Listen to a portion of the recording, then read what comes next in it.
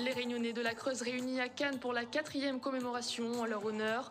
Victimes, élus, mais aussi artistes sont présents pour que l'histoire de ces enfants ne tombe pas dans l'oubli, mais aussi pour mieux protéger les marmailles d'aujourd'hui et de demain. Direction Cannes à présent, c'est dans cette ville connue pour son festival et ses paillettes que la Fédération des Réunionnais de la Creuse a choisi de célébrer sa cérémonie de commémoration annuelle.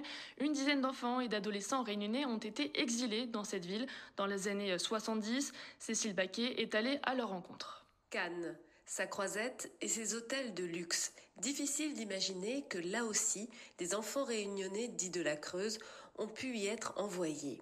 Parmi eux, Mylène d'Ambreville, exilée à l'âge de 13 ans en 1973 à la Villa Santa Maria. À Cannes, cette orpheline a souffert cruellement du manque de lien avec ses proches de la Réunion. Mylène d'Ambreville. Ma famille me manquait surtout, parce qu'il n'y avait plus de lien en fait. On ne s'écrivait pas.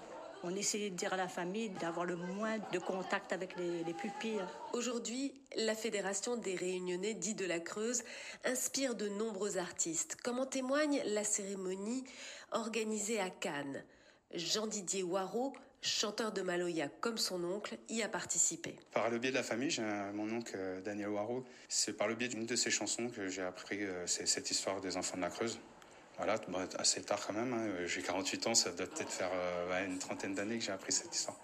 À Cannes, Jean-Didier Waro chante l'histoire des Réunionnais dits de la Creuse, tout comme le groupe Zamker ou la compagnie Dansez Masala. Ils ont tous l'espoir qu'un scandale pareil ne se reproduise plus.